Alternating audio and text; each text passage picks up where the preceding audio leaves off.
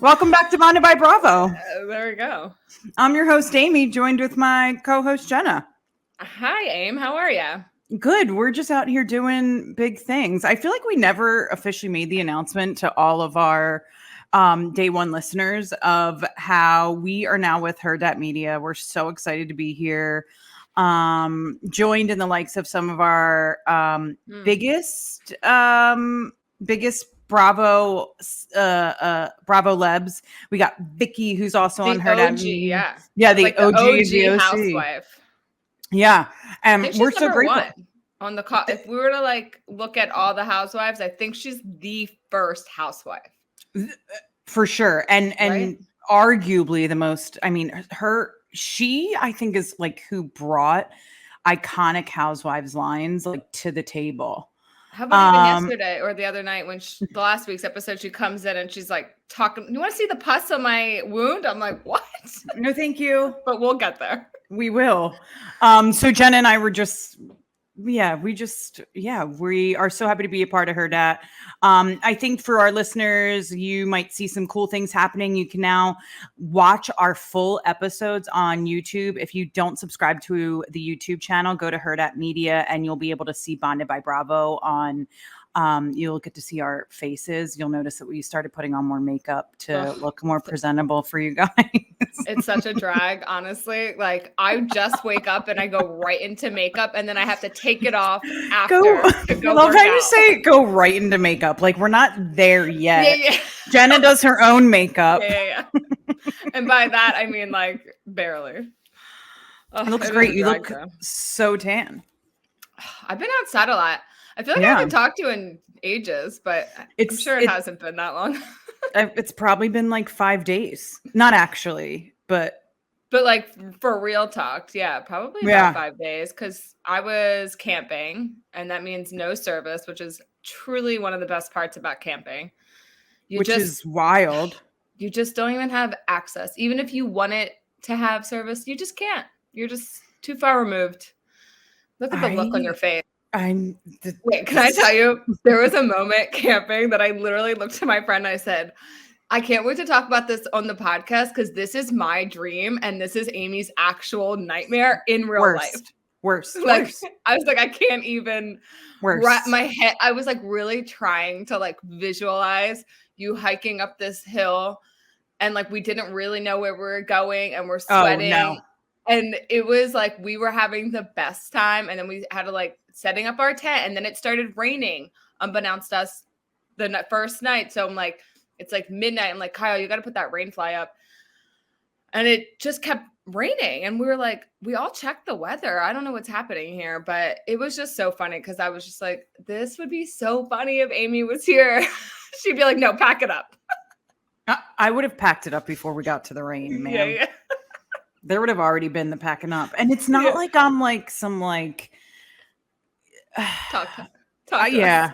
It's not like I'm some like snotty bitch that doesn't know how to do things. I just don't want to be raped or pillaged out in the wilderness. Oh my God, you're on a campground.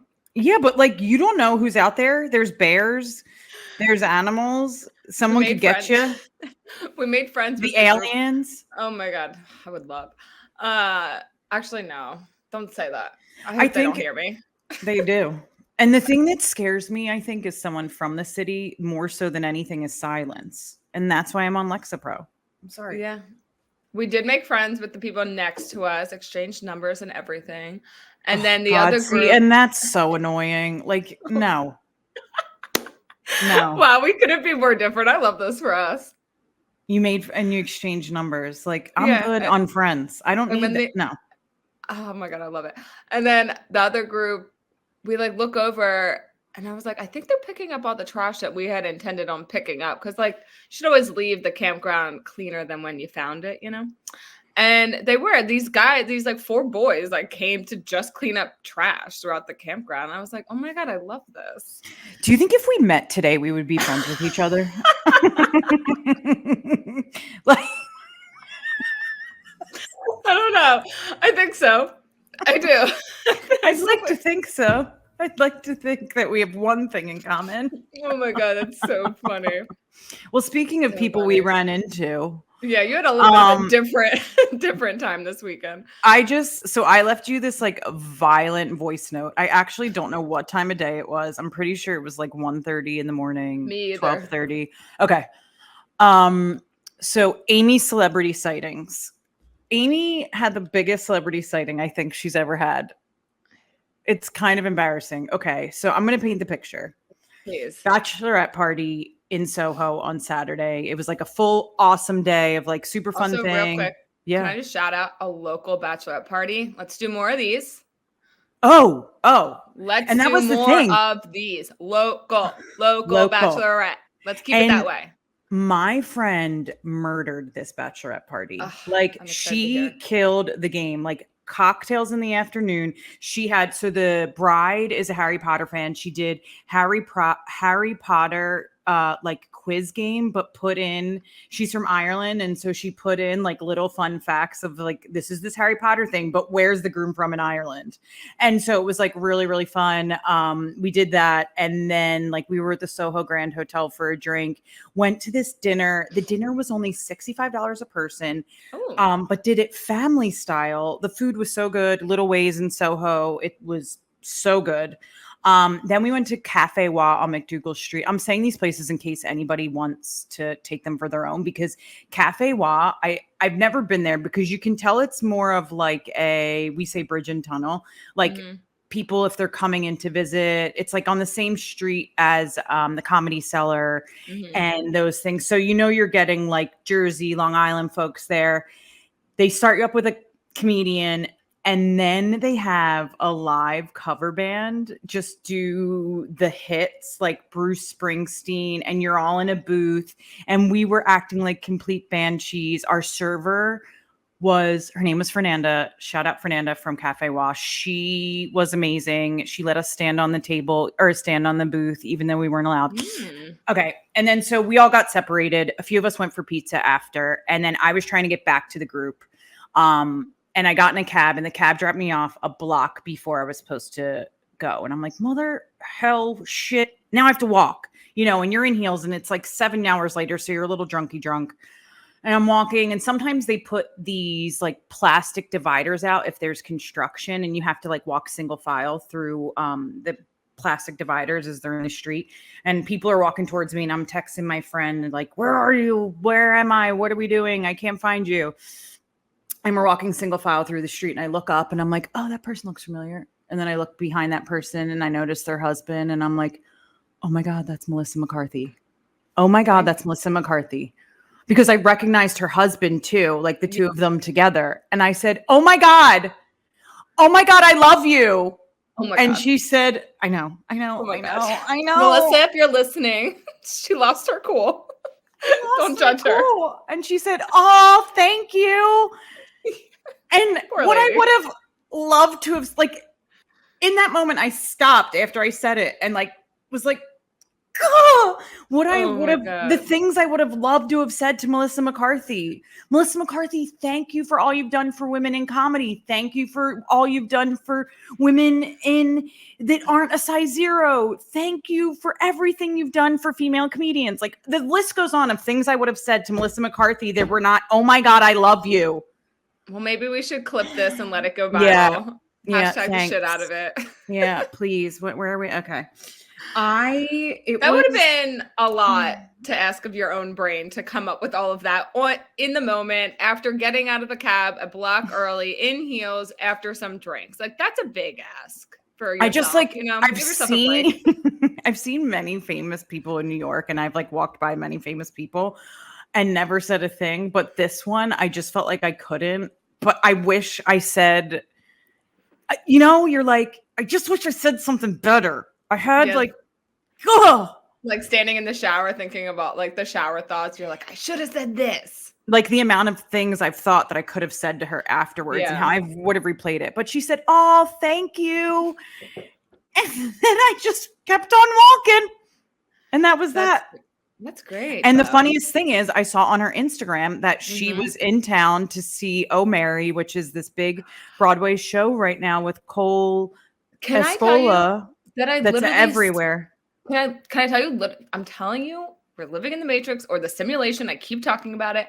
Last night, I was up till like 1 a.m. just Googling "Oh Mary." I was on the Wikipedia page. Then I was on that Cole guy page. Then I was doing a deep dive on him. I know where he went to grade school. I know he grew up in Oregon. And then I wake up and here we are having this conversation. How weird. That show is blowing up on Broadway right now.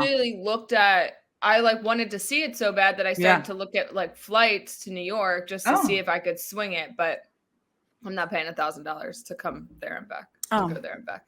Yeah, I think I'm going to try to get there in September because tickets aren't that bad. And I actually have a few friends that saw it. And like all of the biggest, if you look at his Instagram or the Broadway show's Instagram, okay, so the premise of the show is he wrote a dark comedy about Mary Todd Lincoln's life leading up to the assassination of Abraham Lincoln. And it's a dark comedy. And everyone that I know that's seen it has said it's like the funniest show they've ever seen. So this is based on the Cole Escola's doing. And he was just on Watch What Happens Live last week. I mean, it's getting so much press, so much buzz. It started off Broadway and has been on Broadway, I think, since June.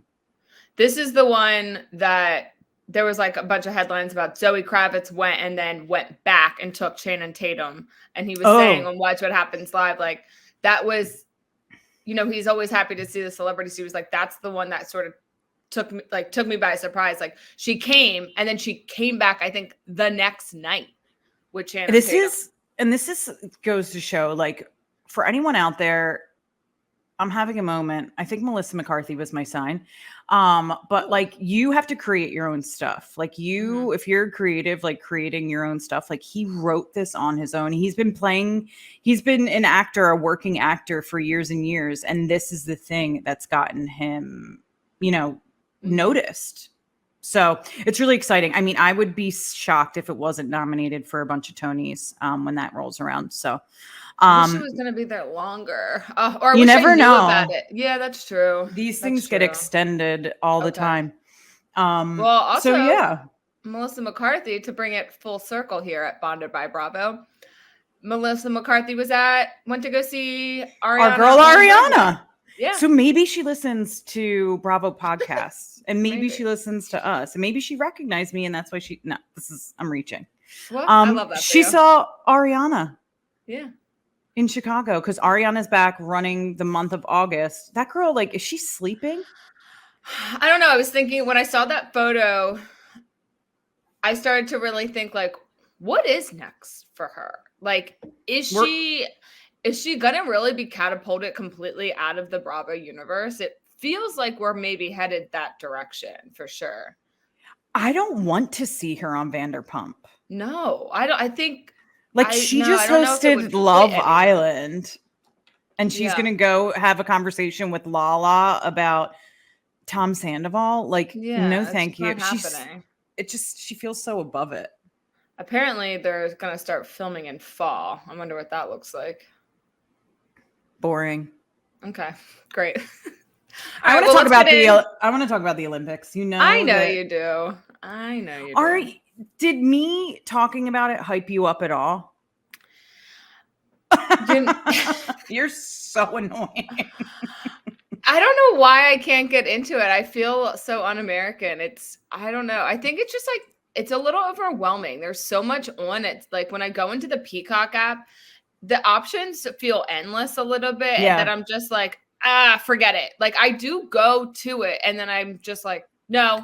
And then I just walk away. Do you ever I just put on but that's different because like on regular TV, you just put on whatever's on there and I'll just watch it as like background. I don't have regular TV. Yeah. It's like all streaming, so that's maybe also part of the issue. That's true. Because if I had to recommend something the other night while I was making dinner, I stumbled upon synchronized swimming and this is, I don't know how to explain it. This is like if you're not watching synchronized swimming, you're missing out in life. I will encourage you I'm going to encourage you to go out there and watch just a segment. I think they call it artistic swimming now. Okay. I wonder why. Yeah, I don't know either. Okay. But it's like you think of like you're thinking like, oh, okay, they're just like dancing around, but I saw a clip. It's crazy. Like, how are they doing that? Like, I saw an underwater view, and I was like, literally, how? Underwater, they're not standing on the ground, so they're keeping themselves lifted up by their abs. Their legs are, that's how it has to be, like, right? Yeah, I guess. And their legs are like perfectly straight. They're doing these maneuvers. It was the coolest thing. That was one that threw me off. I learned about cycling too, which was really interesting. An American cyclist one for the women, which cycling is huge in Belgium. So my husband taught me about how like they move in front and they move in back and they talk to each other even if they're not on the same team. It's big. It's pretty big here. Oh, really? Yeah. Like if you're going up, like my old roommate was really big into cycling. He always had races and stuff. But like watching it? Yeah, like Marcus had it on. I feel like it was like around the clock. It's like, you know how people watch golf? I feel like he was like watching cycling all the time. That's my father-in-law. He will watch it. Yeah. But I think also because so many people are into cycling out here, like you hit those roads across the Golden Gate Bridge. Oh, that's There's so like nice. no chance that you're not passing one, especially if it's like early in the morning. You see them on those windy roads, like headed towards Stinson Beach. It's pretty cool. That sounds amazing. I mean, a lot of my friends out here even do like have bikes and do cycling, but the watching, I didn't realize that like the teams work together or the cyclists work together even if they're not on the same team. So that was interesting.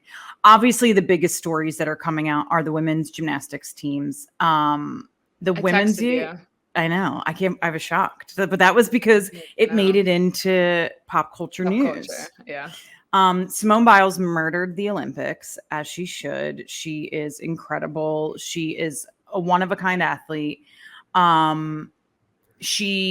It was crazy. I watched the U.S. women's balance beam final, and almost every single woman fell off the beam. And still, which is like, it's not on the beam sucks. It's the worst thing to compete on. And they still like, so Simone and it wasn't Jordan who was the other person that competed? I can't remember. But Simone didn't win, and people like, some people were reporting that was a loss. I'm like, oh, she won 20 billion other medals. Oh my God, God forbid. And then you see her, then she won silver on floor against Rebecca Andrade from Brazil, who is incredible to watch. Incredible to watch. And there was this really, really sad part of the Olympics where these two Romanian women, there was Jordan Childs' floor routine. The coach went and questioned or challenged her floor routine. And she originally was in 5th place, but after the challenge, after it was already announced that this Romanian girl was in 3rd place and won the bronze, it came back that after the challenge, now Jordan was going to win the bronze. And so you had to watch the then Romanian girl lose the bronze in that moment. And it was really sad to watch. Then you see Simone. So Simone had an injury to her calf the entire time, right? You see her today in shots walking around in a boot. And you're like, this chick just competed in the Olympics for a week, killing it, and is now in a boot, just like no big deal after she just competed for this many days. I really like her. She was asked in an interview, like, what's next for you? Like right after she won. And she was like, can we stop asking what's next? Like, can I just revel in this for a moment? And I was like, yeah, like these reporters, you got to come up with some other questions other than what's next for you. It's like, I literally just got done. What's next for you, ma'am? Winning 5 gold medals for the United States of America. Yeah. Like, is that not enough? Right. And being like the greatest in my sport at the moment. Can I take a breath? There was some controversy. This is what you texted me about. There was some controversy with her and Michaela Maroney, who she used to, or I'm sorry, Michaela Skinner, who she used to be on a team with.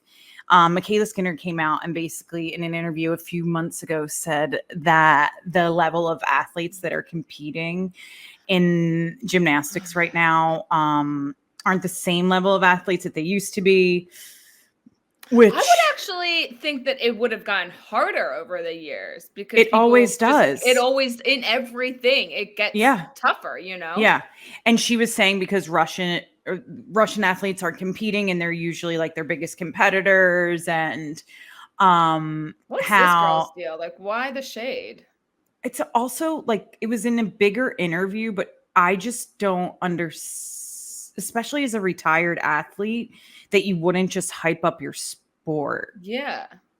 What's your deal? I don't know. So she basically was saying like they don't have the same work ethic and things like that. So when Simone won the gold, when the team won the gold, she said like, look at us lazy athletes winning the gold medal. And Michaela Maroney, who was also on her team, Not was Maroney. like, Michaela Skinner. No, Michaela Maroney, who was another Michaela on the team, said, I just want to apologize for like anyone with my name for all the hard work you guys did. Oh, wow. And Michaela Skinner's came out 2 days ago and was like, hey, Simone, can you just like, I've been getting death threats. Can we just like squash this? I just want to like put this behind me. And apparently like she had blocked Simone and all this stuff. So, and Simone hasn't spoke out, right? She has not, as far as I know. Yeah. Her calling Olympians lazy makes me feel like I must be dead. Like, are the rest of us just not living? Because and like, if they're lazy, then we are, I mean, we got issues. It's like, I just like, to your point, like, what's her deal? Why? What is it? Like, you're trying, the sport never gets easier. Like, Simone Biles has tricks named after her because she invented them. Yeah, she has 5 tricks named after her because she invented them herself that were never invented before. Is she like salty that she's not? No, she's old. Like, so, no, she's 20 something. Like so at 20, I don't know. It's weird. It is weird. There's no better way to say it. Like, what's The biggest thing that came out of this last week. That I loved. This was my favorite story. I'm sure it was. French pole vaulter gets disqualified from the pole vault because his eeny weeny. No, that's it's like that's not it. His penis hit. Can you say that? I think so. Okay. What I don't know. say? I don't know if like TikTok or Instagram will. Oh well, okay. His ding dong hit the. What do you call that? The bar when he went to go over the pole vault. And talk about great marketing for this man. He got offered $250K from a porn website. Yep. To, and show I think goods. OnlyFans. And if you ladies, if you're out there, Carla, get us the video. This video is like, talk about a tingle in your Pringle. Oh boy. This video is wild. Drake ain't got nothing on French pole vaulter. Let me tell you. It was the craziest thing. And like, it was funny. I was talking about it with my husband and we were just like making jokes. Like, well, imagine what his DMs are. Like his DMs must be blowing up. I wonder how he felt right after though. I'm sure there was some embarrassment for sure. So there was interviews with him and he's like, he was like laughing about it. And it was the opposite of embarrassment of being like, it's like free marketing. Oh, good. Okay. Now we all know who he is. I wouldn't have known who he is before. So I probably wouldn't have watched pole vaulting otherwise. And now I'm like, fair. The other last thing I want to say about the Olympics, it is so much fun. You know that I'm trying to get you to really like get on TikTok. Yeah. The best thing that's happening on this is the best thing that's happening on TikTok is it's people posting this. There's this sound that like sounds like anyway, it sounds like they're going to the Olympics. And it's like, sorry to say I didn't make the Olympic teams. And it's these videos that people are posting of all of their fails of them, of like falling off a balance beam, like trying to do a dive, but like doing a full-blown face plant, like, and basically just everyone failing at trying to be an Olympian in their like rec sports or their, Division 1 athlete sport. No, Division 1. I didn't mean like that, but like basically, yeah. And they're like jumping off the diving board, but then they like fall on the other diving board. It is the funniest thing that's happening on TikTok right now. I can't tell you how many videos I've watched of this. So if you get a chance, that's what you should be watching. Okay. Noted. You're so annoying. I'm not going camping. You're not watching TikTok. Okay. What do you want to talk about, Jen? Before we get into all of the Bravo stuff, just like a few pop culture things. Okay. Paris and Nicole are filming Simple Life. Did you watch that first go around? Yeah. Did you? It was definitely one of the first of its kind. Yeah, for sure. It was such an experience back then. Danny Pellegrino posted with them today. So I think he's like doing something with them. I like him. I think he's funny on his podcast. He's so funny. Yeah, when he was on Watch What Happens Live, I couldn't tell if Andy was like getting annoyed because he had like all his own questions that he wanted to ask and kept being like, well, wait, like to Dolores and like, but I'm sure, I don't know. Andy didn't seem too annoyed with it. But yeah, I like him quite a bit. I'm excited for that. I think that'll be fun. It'll be like a fun, easy watch. It'll probably be on Peacock, like background I'm gonna show. need to get, We love it back. We need to get what? I just feel bad that I keep using your Peacock. Why? It's there. Okay. All right. Okay. Don't feel bad. I'm watching. Okay. Tap right up. The other pop culture stuff. Have we seen Ben Affleck? Have you seen this image so of weird. him? He just looks so angry. The picture had me. Is it the one with like the like semi-shaved head? And the motor, he's like got his motorcycle jacket on. I was like, ooh, homie's going through it. To be honest though, like, okay, so when they got together, I never even like really paid that much attention because I was like, okay, this is gonna be over in 2 years. Like this is really? Yeah, there was no way this was going to last. Like she's too like grandiose and likes the fame. He likes the craft. And I think that those two things are really different. Like, I'm sure she likes her craft as well, but she definitely does care what the public thinks about her and likes the fame of it all and being recognized and all of that. And he just does not. And I just didn't think, as much as they probably wanted that like great love story to work, it was just not going to work. And that's kind of the thing that broke them up the first go around, isn't it? 100%. That's what you would think that they would have. When I watched that, I think we might have talked about it on here, but she did that like documentary about making that movie or something that she was doing. And there was just a general vibe I was getting from him that did not even want to really be part of that, but was doing it for her. And I think when you start doing like, I think over time, doing something for your partner is obviously something that it just is required in a partnership. But I think time after time and it being in front of the camera or every time he goes to an event with her, everyone's like, what are they saying? He looks pissed off. It's just like, I think he got to a point was like, all right, I got to revert back to my boundary here. And we keep crossing it. But didn't he directed that? I don't think he did. Yeah. The last scene was him directing her in it. I don't know. Interesting. Let's check that though, because he did not seem. Maybe he didn't want to be in front of it, but that's again my point, though, right? Yeah, like he doesn't want to. Yeah, he wants to be behind the camera, or just. Yeah. I think he has like a movie coming out, or he's filming something where he will be in the movie. Well, and he's been doing a lot of more directing, even in things that we might not even be aware of. That's interesting. That has to be such a hard, weird dynamic. I don't know. Do you know what I wanted to bring up that we never talk about? And it's kind of one of those things that I feel like me and you both tiptoe around. Ooh. And I don't even say it. I know. Kanye's wife, Bianca. Uh-huh. Is she allowed to wear clothes? I don't think so. It's very. I mean, what do you mean? Obviously not. Like even around his children, that's weird. That's. It's Weird. just very concerning, and like the things that you see, I just worry about her. Yeah.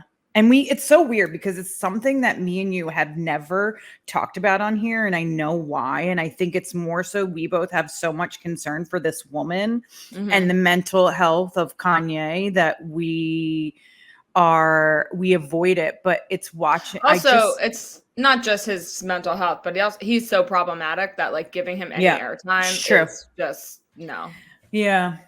Yeah. I just like have been seeing her with less and less clothing on, and it's like, or it's just a full like leotard with like nothing underneath, or the pillow. Remember, like I think it was like when they're in Florence and she had like heels, leotards, and then just like a pillow that she was like holding. And it's weird. You don't hear other people talking about them either. I think it has a lot to do with no one wanting to give Kanye any light, you know? That's interesting. Yeah. He's like untouchable because of, Well, I've heard on a few other podcasts that would cover him like in his Kim era or just when he didn't have all the anti-Semite stuff and just, you know, I mean, there's been so many things that are so problematic with what he's said that I think it got to a point where no one wanted to touch it because it felt like, oh, we're doing him a service by talking about him because that's probably what he's after anyway. Interesting. I worry about her. I'm sure her family's worried about her. I think there was an article a couple of months ago saying her friends and family are concerned. How could they not be? How could they not be? It's like just even like a gene or something. I'm not even like, I know that I sound like I'm being a smartass and like typically I would, but like, anywho. Yeah.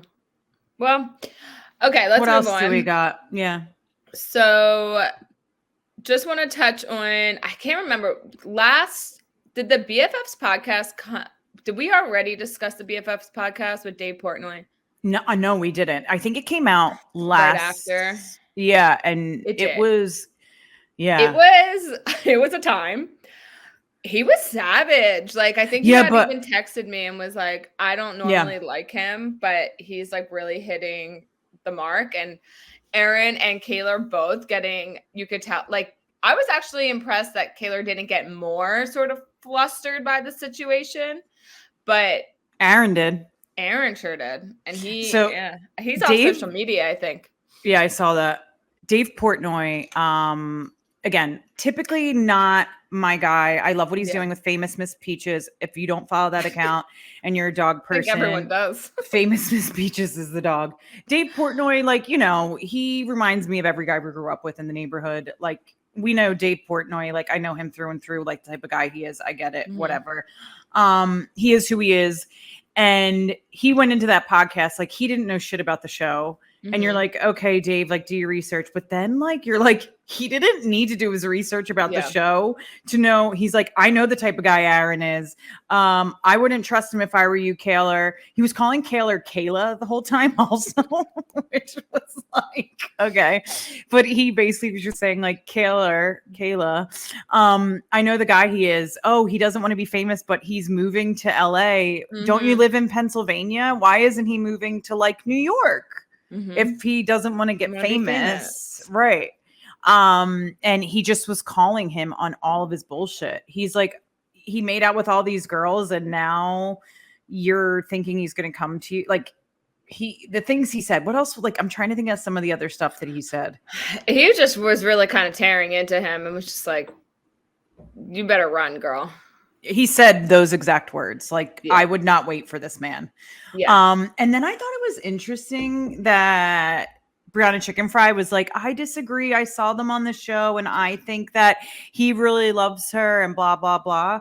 And Dave's like, yeah, sure. I'm sure he loves her, but he's about to get his DMs blown up. His first taste of fame. Like this isn't the time. Yeah. This isn't the time. Yeah, I agree with Dave 100% on that. Totally disagree with her. Anyone that's shipping these two, I mean, did we not watch the same show? I know.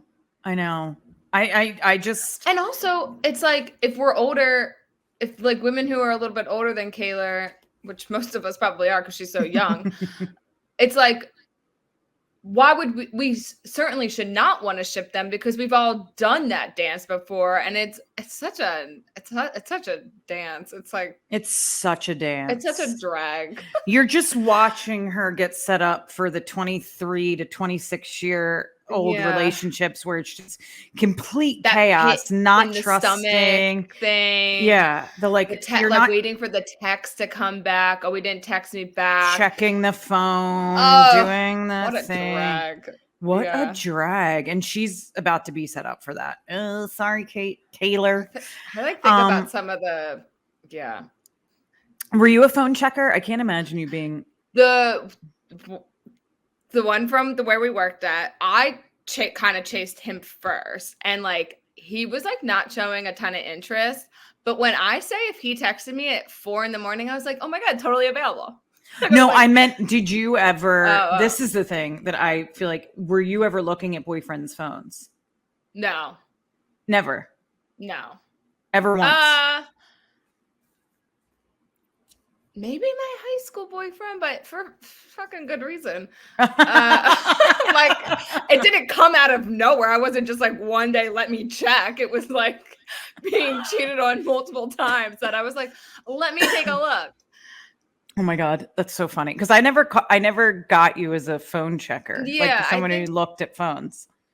No, I not really. No. I used to check voicemails and then keep them in my pocket for when I needed evidence, and and then like would be like, oh well, what about this? And they'd look at me like, how do you know that information? And I'm like, I bet you know, because you couldn't like checking voicemails back then was like you had to know the passcode. You would call the phone number, right? And and then when they wouldn't answer, you could check their voicemail. Yeah. I was a sneaky bitch. Wow, look at you. I know. Anyhow. Yeah, being young. All right, well, should we jump into some Bravo? Oh, God. Last Supper. I should have warned you that. Yeah, girl, what the heck? Everything that you dislike in life was this last episode. I was Jen Fessler watching the show. I had to get I was Danielle Cabral. I was like, let's loosen up. Let me get my drink. Let me paint the picture here, because there's tired, and then there's like post-camping tired, where you've just set up your home and broke it down within the same 48 hours. And it was hot. I come home, it's Monday morning. I wake up, I'm still in bed, and I was like, you know what? I'm going to watch this final episode. Talk about not the time. I needed to like be a little bit more awake, maybe had some coffee in me, a little more grounded. Maybe I've taken a walk by this point. Halfway through the episode, I'm texting Amy like, what the fuck is going on? I hate this. I hate this so much. This is too much. She texts me back. She's like, I know. I should have warned you. You should have warned me. I hated it. I hated every second of this episode. Well, so we should be clear. You are not a fan of confrontation, let alone 10 people confronting each other at the same time, some violently. Yeah.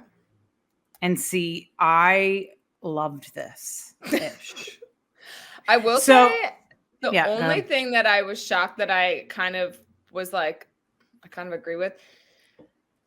Danielle, obviously, violence is never the choice. And I guess I'm kind of fast forwarding here, but I was just shocked by myself. Her gunning for Jen, I think even I would have. And that is speaking volumes. Well, let's be clear. Okay, let's get into it. Let's get into it. Okay. Yeah.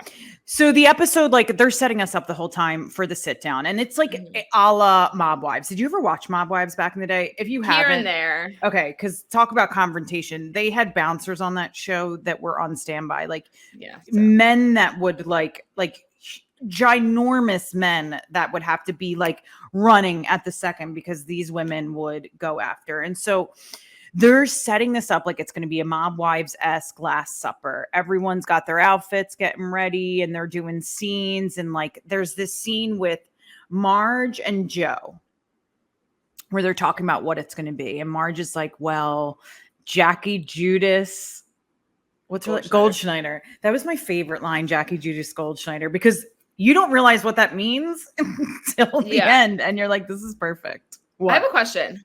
Yeah. Did they know that this was the Last Supper? Like, when they went into this, did they know that they weren't getting a reunion?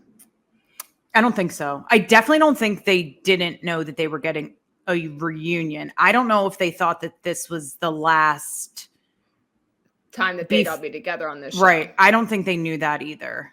Okay. Just there was like certain things where some of the tone of how like them getting ready and then Jen Fessler walking away. Like I'm like, would she have walked away if she had known? Yeah, I don't think so. I think you only walk away if you know it's over anyway. Right. And this season was only 14 episodes. I feel like most seasons are closer to 2021. I have to look that up and fact check that, but it seemed like a really, really short season. And I think that had to do with the fact that no one could film together. And So Marge calling Jackie Giudice and was like, wait till you see what I have to say about her. I didn't think it was going to be anything. And then we cut to Teresa and Louis. And Louis, this man is so sinister, so vile. You just like, I question everything, every intention, every intent. When he says that he wishes harm on someone, that feels so dark to me because it feels like there's an intention behind it, or he could make that happen. You know what I'm saying? Like, it feels very, very dark and sinister when he's saying this. And even when you think about how he and Teresa met, like he's definitely had known Housewives, I think, before. I think he had tried with Alexia before and then randomly ran into her in like a cul-de-sac down the shore or something like that. And it was like, like maybe Teresa ran into you, but like, did you just happen to run into her, or were you sort of waiting for the moment? He just feels like he's a bad man up to bad things. Yeah, he doesn't feel like dirty. Yeah, and you said this the other week, and it's been in my head. Like, I'm very confused that Gia doesn't see through this. It's very confusing. It's very confusing, and so you watch this scene between Marge and Joe, and then you watch the scene between Teresa and Louis, and it couldn't have been two separate. It was like, whoa. What's about to go down? Louis saying, I wish harm on Marge's son. That's sick. It is sick. And that was one of the first like notes I took up from that episode. And then I saw yesterday the apology tour has started. Yeah. And so now the damage control has, of course that's damage control. Like, everyone sees through you, Louis. Also, even in his apology, it felt very like Sandoval-esque, where it was like, I apologize, but the circumstances of this show have been stressful for all of us. It's like, okay, that's fine, but like, you can't bring her son into this. Like, it's also, are the circumstances of the show the problem, or are you the problem? Right. Are your circumstances in your life with your ex, who has a restraining order against you, for good measure the problem? Is that what's causing Teresa's stress? Like, Teresa will put it on the show when in reality she will never look within and what's happening in her own house. So when Watch What Happens Live, when Melissa was on the episode, they asked, like, Andy says, if you could ask everyone from the show a question, like one final question, what would it be? And when it came to Teresa at first, she said nothing. And then she goes, no, actually, wait, why? Like, when will you stop blaming all of your problems on someone else? And it's so true. Like, we know that she's not she never takes accountability, but it really is so wild to watch Teresa always point a finger at everyone else for the things happening in her life. It's like, you have to take some control over that. And we'll never see that happen. No. Melissa looked so good on Watch What Happens Live. Oh, I thought you were going to say something different. No, I think Melissa always looks she so does. Good. But her in that green and pink dress, that like silk dress, I was like, oh, okay, girl. She usually kills. Stunning. Yeah. We get to the Last Supper. Jen Fessler, apparently this is her and Dolores's event. I forgot that like Jen Fessler's even involved, and we sit down, and as soon as they talk, like as soon as Dolores is like, so-and-so is going to sit from across from the person they have beef with, I'm like, this seems awful. This seems awful. Awful. And so Teresa immediately is like, I'm not sitting across from, I guess it was Melissa or Marge. Marge. I'm not sitting across from Marge. Okay, fine. And we immediately start off with Jen, Aiden, and Danielle. And Danielle, things were not cooled down for them to have this conversation. I thought maybe it was going to be a little different. Then the way that Jen Aiden is talking, Jen Aiden is still trying to say that the way that she handles the fundraising, is different than the way that Danielle's does it. They're talking about doing the exact same thing. Danielle is paying vendors, and then everything after paying vendors goes to the charity. Jen just has the money to pay vendors and then give charity a huge chunk. They're still doing the same thing. And for Jen to like try to belittle Danielle's character it's just so messy. It's also the way Jen does it, where Jen really, I think, sees herself on a high horse. Which is so funny. She's literally one of the least like people in Jersey history. But she thinks, because I don't know if it's because she has this relationship with Teresa that makes her feel confident enough to see herself on that sort of high horse. Exactly. But, yes. And the way that she speaks, it's like I don't know. It's like she's but it's because she's like friends with the big dog that she thinks she could get. It's like when you're friends with the bully. Yeah. Yes. Yeah. Or like, the bouncer. Like exactly. It's giving that energy. Like, I know the owner, I can do whatever I want at this bar. It's like, no, you can't. No, you can't. You were the most hated person in the room. Yeah. And then when someone actually says and does something, oh, you're going to insult someone's husband. If Jen Aiden said something about my husband, I would 100% do the exact same thing that Danielle did, without a doubt, without question. Also, what was that insult? I didn't catch it until I saw and then there was a video the next day. It was like something about boobs or something. And I was like, she tried to say that he has boobs because he has big pecs. Like, oh, you're insinuating that he works out too much? Like, oh, shucks. Okay. Shucks. But either way, don't talk about my man or I'll get you, girl. Okay, Jen I'll get you, girl. I know, Jen Aiden, good one. She goes disaster so low. Of a human. Like, how does she sleep at night? Truly. It's also to think that this is the way you talk about people and you're raising 5 children on your own. Is this how you teach your children how to talk about people? Maybe what if someone look at her and think that ain't it? hopefully, because that's the scariest part.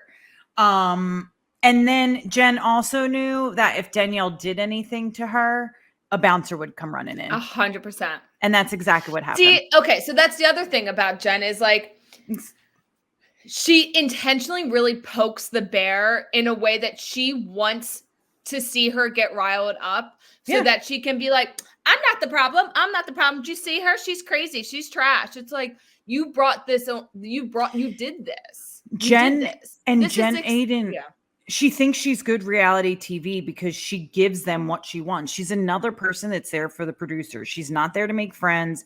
She's not there to, her and Teresa, for whatever reason, she thinks the reason her and Teresa are friends is because they're not, there's no true friendship there. They just can be dominate. It's like they can. It's going to be interesting to see what their friendship looks like post-show. Because now Jen's not serving Teresa in any way. Actually, I would almost think that Jen is hurtful to Teresa's image because because Teresa's an OG and we've seen her, I'm not a Teresa fan, but we have seen her go through hell and back. I mean, she was in jail, then her husband with her kids. We've seen, all of that. I think the tree huggers will always sort of stand with her, but I think they're not going to stand for Jen. But they won't stand for Jen. And so it's not actually even good for Teresa's brand to have Jen Aydin in her life. Being on the show with a partner in crime, so to speak, served her. They're not on the show now. How does it serve her in any way? Yeah. And it's funny the way that Jen would go to bat for her. So after that happens, everyone stands up. They got Danielle against the wall. Jen Aydin's just sitting there. And Teresa's like, enough. And then Melissa's like, they learn from the best, white trash. And she's like, you're a whore. And they're like, I'm Antonia's aunt. I'll tell Antonia, our mother, I'll tell her that her aunt called me a whore. You're a whore. I'm like, this is good stuff because it's true. Your kids. The pose off. It was so cringy. I like Melissa, but I was like, this is so cringy. You both look so stupid. The cringiest part we're getting to. Okay, so Jen Fessler's like, you know what? I'm too old for this shit. I'm out. You guys are throwing stuff. Right. Yeah, like Jen, you're not, and then they ask Jen if she feels, you know what my favorite part was? And this was not talked about enough. Danielle goes to the bathroom and Dolores is out there comforting her and Teresa comes out and Danielle goes, not now, Teresa, not now. And she goes, yeah, but what about Marge? And what about, and I still have to say, and Danielle goes, Teresa, this is not about you right now. And the way she said that, I just was like, it's not about, it's the first time someone said to Teresa, like, shut up. This isn't your agenda. Yeah. Who has my back? Why don't you have my back when you say you're my friend? Yeah. I loved that moment for Danielle. Yeah. And it's actually, even in that moment, Teresa still, after Danielle said something, tried to make it about her. Of course. She doesn't get it. She has no sense of. Yeah. Well, let's get to because I want to talk OC too. So let's get to the final moment where Marge. But what about, are we not going to get to, what about Rachel and Teresa? Where Rachel goes off on Teresa and says that your lips look like hot dogs. And again, don't talk about my man, and Melissa's face being like, holy shit. Again, the way that Rachel it's like more people are less afraid to put Teresa in her place, that I feel like we haven't seen that before. And I think that's something, I think this is also one of the reasons for the pause, because really the only ally Teresa has right now, 100% for sure, is Jen Aydin. Then they should just get rid of Teresa and Jen and move forward. I loved that Rachel Fuda sticking up to Teresa just says so much. It says so much for someone who's only been on the show for 2 seasons to stick up to the OG. Like, she's a baddie. Anyhow, let's get into the meat and potatoes. Okay, so basically they're talking about the court hearing or whatever, all the stuff with Louis, the subpoena with Louis and his ex and the court stuff and the money that's going into it, blah, blah, blah, blah, blah. And they're discussing how Teresa is like, Marge has been involved the whole time and you've been talking to her. Oh, wait, you know what we didn't talk about? What? Patterson Dolores. I've never seen her like that with Marge when she said, oh, yeah. That was wild. But anyway, wait, we need to talk about that. That was, was like, ooh. But when she did that, okay, so this is also in the beginning. We're jumping, guys. I know. This is also in the beginning. We see Marge has Dolores and Jen over. Jen Fessler, yeah. To talk about the Last Supper. Yeah. And at the Last Supper, how she's got a bomb to drop and she's going to drop the bomb. And she says, Dolores says something like, oh, well, you last year, you're acting like you're all innocent, but last year you had this sit down to bring down Teresa. And she's like, it wasn't a bring down to Teresa. And she's like, and you didn't tell me about it. She's like, yeah, I did. Like, I called you and told you. And Dolores was like, you lying fucking cunt. It was intense. It was crazy. And it really was. I have a theory on why she reacted like that. What's your theory? I don't have one. My theory is that she did call Dolores, and Dolores did know about it and didn't want that to be said on camera for Teresa to find out. Oh, but she was on Watch What Happens Live and is still holding true that. Yeah, of course she'll hold true, but the way she reacted could only come from a place of being caught. She was caught in that moment of like, you dare say that I was. Yeah, I don't know. Okay, well, let's get back to the Last Supper. Okay, so then, yeah, they're whatever. So they're talking about the subpoena and if she had contact with the ex, blah, blah, blah. And she's like, how did she say it? She's just like, you subpoenaed the wrong. Yeah. So Teresa's like, you've been talking to her. You've been talking to her since July 2021. You've been talking to her since July 2021. And she's like, no, I haven't. But I did get information last week and I do know who's been talking to her. And it's been your little friend, Jackie, met with her. She was at Jackie's house in July 2021. And Jackie's like, no, I didn't. And she's like, Teresa's like, you got subpoenaed. And Marge goes, you subpoenaed the wrong bitch. And seeing Jackie squirm, and then she takes that, like, first she's like, what are you doing, Marge? Like, you're a fucking liar. And then after Marge says, you subpoenaed the wrong bitch, she takes like this moment and she caught Jackie, and like turns around and you could tell she's like actively like, what's my move here? And it's because in one breath, and it's just like, I met with her right after the like, and it's because Melissa says you better admit to it because there's going to be proof if it's out there. And it's like she had a moment where she's like, fuck. Yeah. That's Jackie Giudice Goldschneider. And the way. Why would she even want to be on the show this badly? That's what Jackie never. It's like, fine, meet with her. Because at that point, you guys did hate each other. Fine, meet with her. But you let your good friend go down in flames this whole season. You let her go down in flames. You let her get subpoenaed. You let Teresa gun for her and never opened your mouth saying that it was you that was doing all of these things.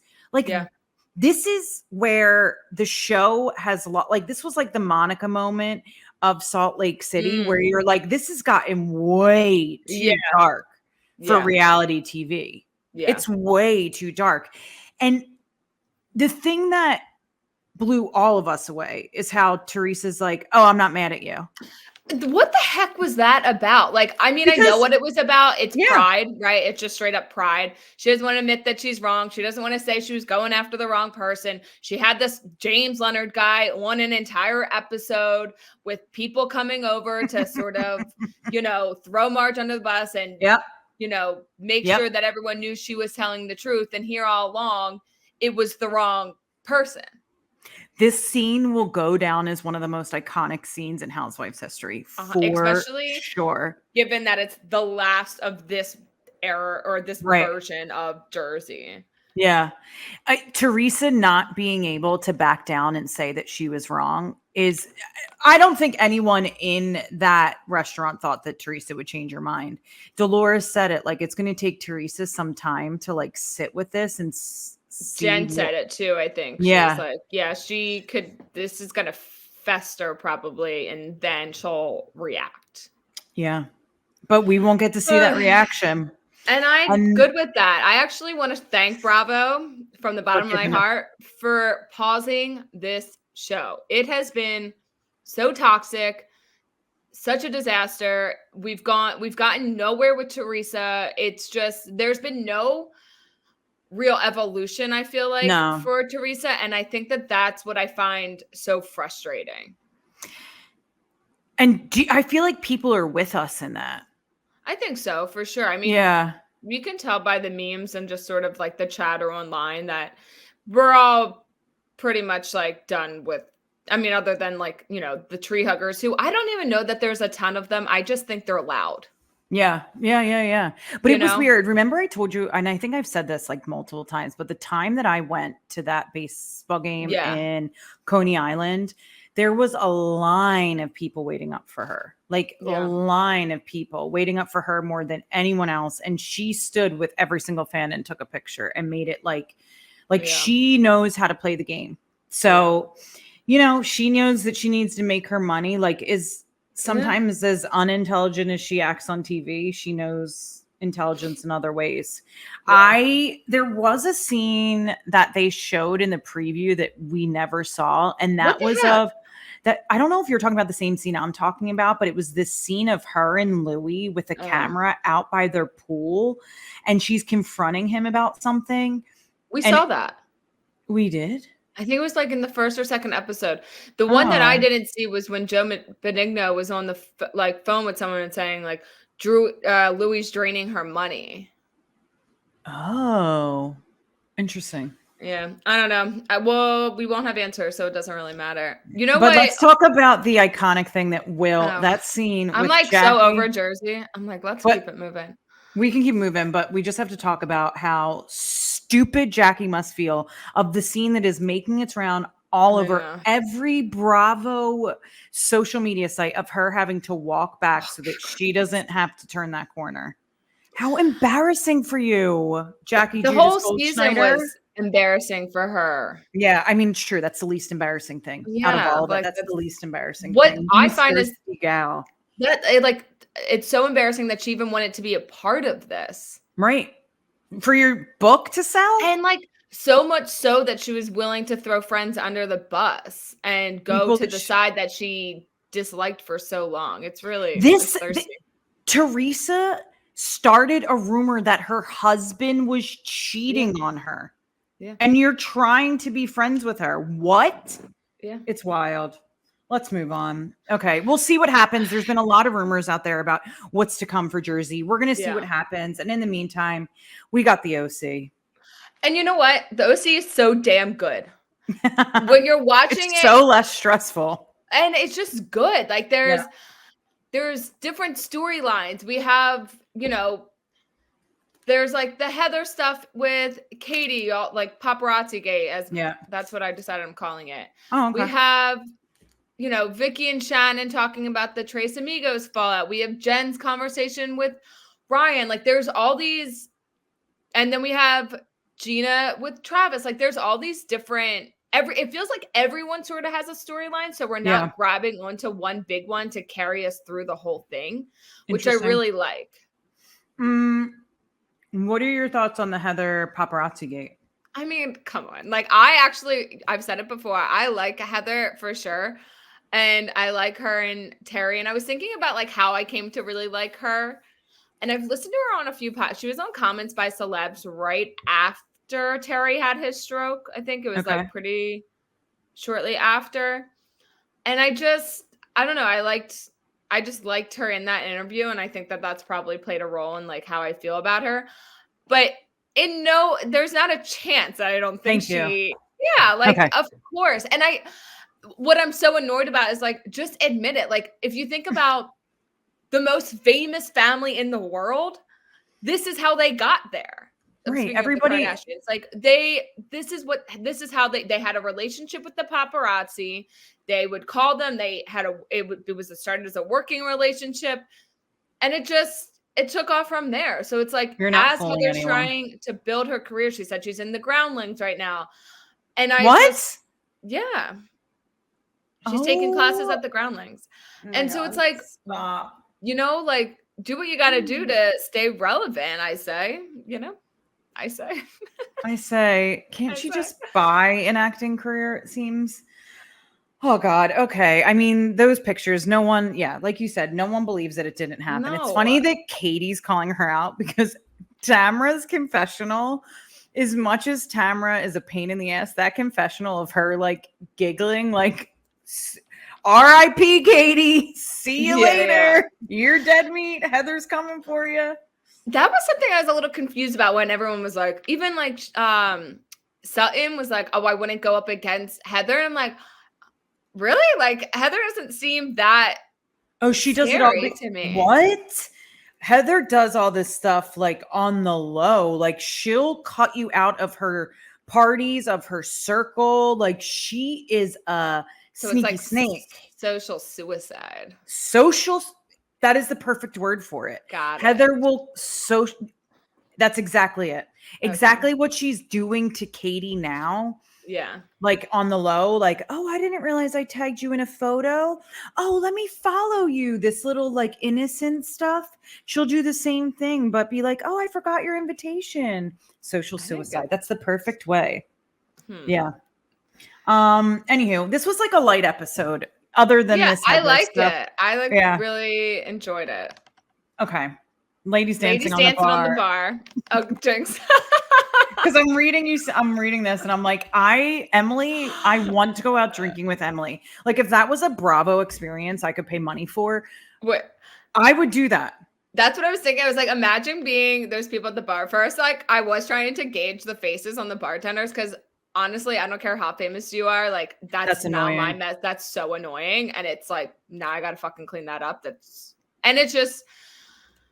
It's like really just like a little entitled to just think that you could just like take everything from the back of the bar because you have some sort of clout.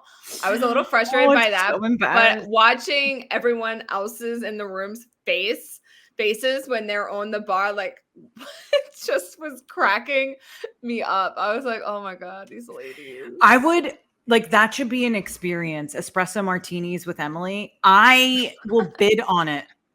I want to do that. It's actually a good like auction item for like a fundraiser or something. Jeff Lewis does that where you can have lunch or cocktails with him for like $5,000 or $10,000 and he goes out with like old rich people that can afford to do this. And I'm like, this sounds great. Like sign me up. It sounds like an experience. Speaking of Bravo, they're doing these like mini fan fests. They should make that one at the mini fan fest. That is good. Okay, and then we have Vicky and Shannon talking about the Tres Amigos fallout. It is pretty fucked up how Tamara went about this. Tamara and her high horse about them drinking, or like why she's honing in on Shannon's drinking while Shannon's supposed to be one of your best friends and is going through something, a breakup, a DUI, a lawsuit now. A lawsuit from her ex-boyfriend. What is it even for? Like, I don't understand. It says $75,000, but for what? Did you look it up? We need a lawyer on here one of these days. I'm not the one. Maybe sometimes Bravo and Cocktails, Amanda will kind of do a deep dive. So I'll listen this week to see what that's about. Yeah. Like, can you just go around suing people because? I think you can. I think rich white people can. I don't think me and you can. Like, yeah. I'm just curious what the $75,000 is for. Yeah. And the Vicky was like, you bought him this, you bought him that. And I'm like, what? After she was saying like, you bought his clothes, you paid for his boat. I'm like, wait, excuse me? And the way in which Vicky was talking about it, it didn't seem gossipy in nature. It felt very like, matter of fact. This is like, this is what the relationship was. And it was such an interesting insight because I didn't know all of that. Like I didn't know how much Shannon was paying for. What was Johnny J's job anyway? Because apparently he's not working now. Johnny J's job like seems to be boat. Like how Ken from Barbie's is beach. Like Johnny J's job seems to be like boat. All they ever talk about is Johnny J's boat. Yeah, that is so funny. You're so right.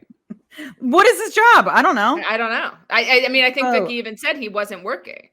Oh, cool. Why are they all dating men that don't work? Like, I don't What get is happening down in the OC? I thought it was supposed to be full of money and, rich men playing golf and working jobs. I think I read on Bravo and Cocktails that what happens is all of the men down there want to have arm candy.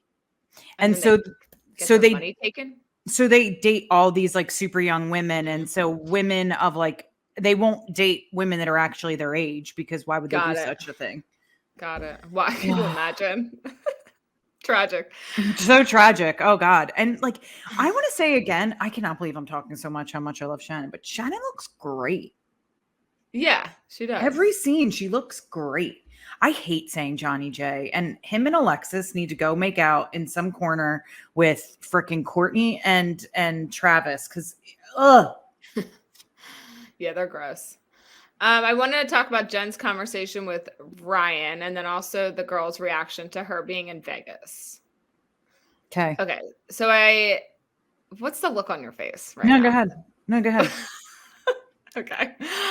I appreciated the conversation she had with Ryan about like, it felt kind of raw about like, I can't believe this is the place I'm at in my life. And I'm surrounded by these women who are like, she's like in that comparison dynamic right now, like where she's comparing her life to everyone else's, which I'm sure all of us can speak to it on some level. Like that, I mean, comparing yourself to other people really is never, that's when you know you're in a bad headspace. Yeah. And I feel like it doesn't matter how old you are, you still will do it. The thing that I have issue with is Ryan. Like Ryan to me is very problematic, and he gives me Louis vibes, like opportunistic, not trustworthy. And I just, I think she was real in that situation. It's like, is he listening to her or is he just wanting to be on the show? I don't know. Unpopular opinion. I kind of think he really loves her. The look on your face right now. Okay. So you think he loves her or he loves being on the show? I think he loves her. I think he loves Ed Hardy. Go ahead. I mean, taking in 5 kids is no small feat. I don't think he gives a oh God. I can't. But like, you have to care about someone if you're going to let someone and 5 kids live in your home rent free. That's crazy. I don't care about him. Okay. I think he's a dirty dog. Okay. So the reaction to her going to Vegas, what are your thoughts on that? Because I think, tell me what you mind your own fucking business. Like, if someone else is paying for it, then shit, she's going to Vegas. It's not coming out of her pocket. That's the thing. Think all the women are Gina is triggered. Yeah, of course. Gina is so triggered by her. And I think Gina will come back at the end of the season at the reunion with all of these things. And I think with Gina, what's happening now is she had this life that Jen and Ryan are living. Or maybe she wants that because she can't have it because she is the one supporting everyone. So I think you're right. I think Gina's triggered, but I also think Gina will come back and say that. Like, she has no issue saying, I'm doing the wrong thing, or like I said the wrong thing, taking accountability. Yeah. While she's going through shit. Cause also like what's going on with her and Travis is really weird. Yeah, it is. In her own right. Yeah. Jen to me isn't a trustworthy gal either. So I just am very hesitant to like side with her because I don't really F with her yet. I do. That's so wild to me. I don't think you will for long. I'm going to put money on that. With Jen? Yeah. Huh. The thing, when you just said the Gina and Travis stuff, that hit when she was laying in bed by herself. Oh, I know. That one kind of hit because, I just feel like that would be tough.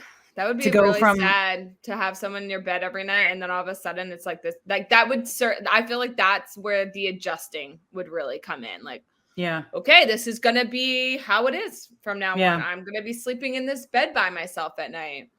It's so weird to like go backwards. And she said like it feels like a breakup. And I think to all of us, it kind of feels like a breakup too. And we're just kind of wondering. All together. Yeah. Emily was on something. Oh, she was on Jeff Lewis Live. If you don't listen to that podcast, Jen, you should. Yeah. I tell you all the time. I should. Yeah. What else happened in Katie's? They had the golf event, that bougie event. And actually one of my brothers, like coworkers or something, is like her best friend or something. There's like some Katie's and he does a podcast with her husband. Oh, fun. Yeah. I love a from golf Del event. Mar. Oh, okay. And so my brother's works in Del Mar. And okay. Well, I love a golf event. Oh, do you? I golf. Oh yeah. I actually golfed on Sunday for the first time since shoulder surgery. Oh, how'd it go? It hurts so bad. Oh boy. We're gonna re-injure yourself. But it was good. It was good. I guess the big takeaway from that event was just Katie and Heather, but it was just like the start of that. So I don't I feel like now this is when we're going to sort of start getting into that situation. Yeah. And Katie's not afraid to like jump on in. She seems like she's ready and raring to go. Yeah, like, I think that's housewife style. That's something I would say, like her, Danielle, Rachel, all kind of probably in the same age group. They've probably watched Housewives and they're like, okay, here's my shot. I can do this. Yeah, I can do this. I could not do this. I think I could. Yeah, I just don't know if I would. Yeah. I would just be in a little corner, like, go get them. Or actually, don't go get them. Let's make peace. Let's make peace. Want to do yoga? We can go camping for my trip. Let's just breathe in, breathe out. And drink juices. Well, I guess on that note, we can probably call it on this episode. We'll be back next week, friends. We are now. Wait, I just want to say, I am so ready for like Southern Charm, Real House. I'm ready for like, as much as I love summer, I'm ready for our shows, like all of the Bravo stuff to come back. It's been a little tough out here. Yeah. Well, they gave us a nugget of Real Housewives of New York is going to be coming soon. Yeah. Southern Charms, we should usually October, I think. Great.